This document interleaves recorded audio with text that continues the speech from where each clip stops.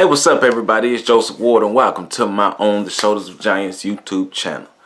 Thank you for joining me.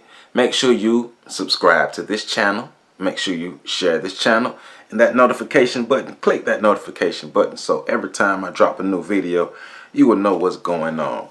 African history at your fingertips through this channel. You're getting biographies of your sung and unsung heroes right at your fingertips. So tell a friend to tell a friend to tell a friend to tell a friend about On the Shoulders of Giants, where you can learn about yourself and we tell our own stories.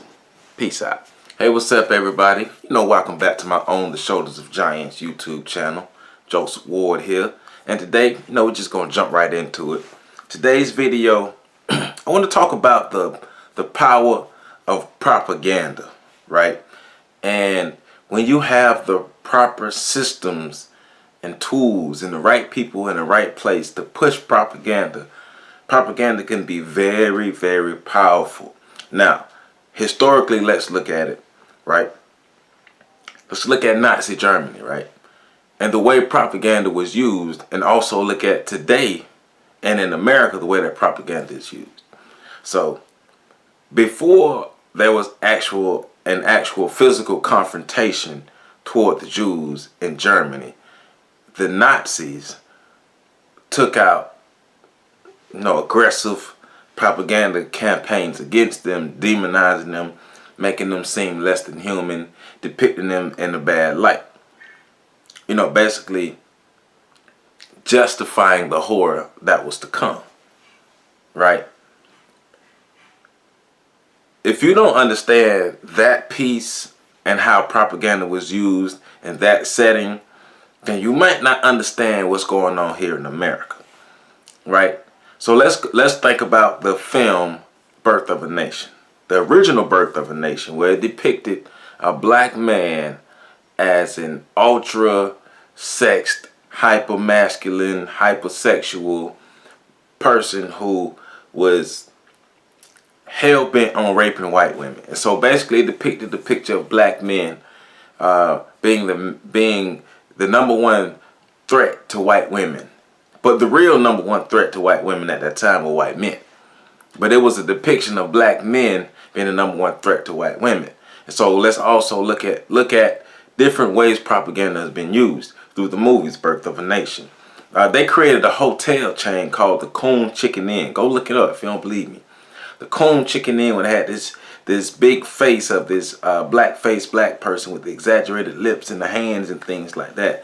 And it was a whole franchise, the Coon Chicken Inn. Caricatures in newspapers, articles, things put out, TV shows, cartoons, books. Not only that, the other side of propaganda is information being removed, right? Information being removed. Like I saw the Wilmington on Fire movie. And I actually had a chance to interview the brother Christopher Everett on my podcast. Go to www.freedomtrainradio.com. You can check out the interview with the brother Christopher Everett. But one of the things that made the coup d'etat in Wilmington so successful was the ability to shut down the black people's voice. So black people had their own voice, which was the most popular newspaper in the city. It was shut down by the white supremacists, right? That has to happen for propaganda to be powerful and to be successful. It can't have any enemies. It can't have anything that's countering it, right? The way propaganda works is it gets played over and over and over and over. These negative messages over and over and over and over and over. And after a while, this is when perception becomes reality.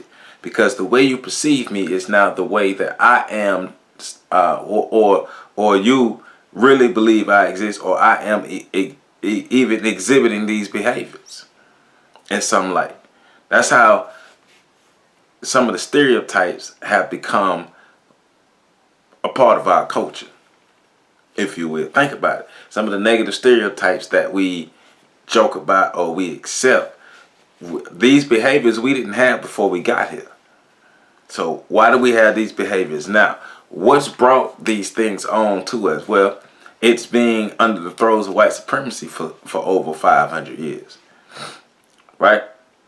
Being totally under the throes of white supremacy, we've been conditioned to be this way, but the propaganda has also made it easier for the oppression to happen because the outside world views us as enemies.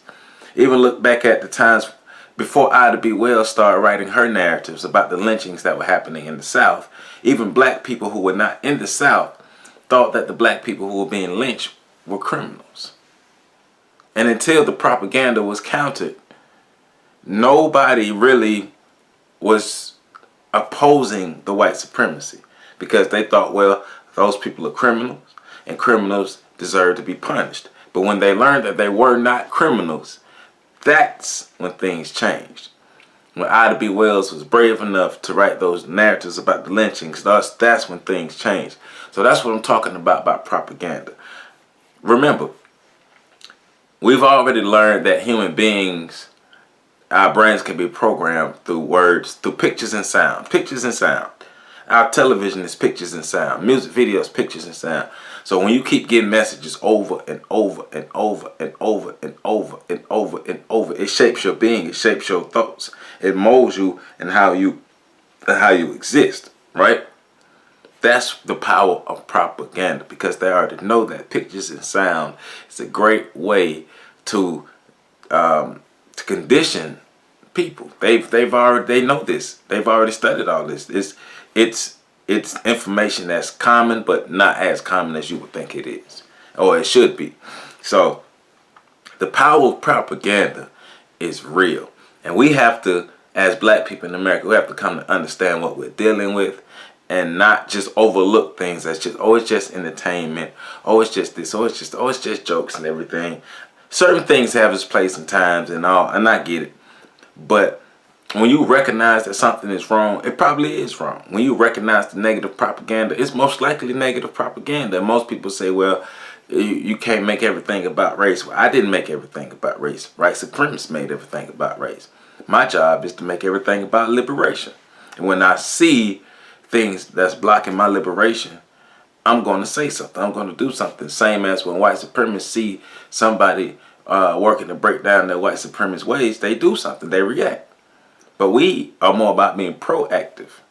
So that's why we're learning about the propaganda that we are under, and the propaganda that has been used against us to mold the mindsets, not only of how we think about ourselves, but how others think about us.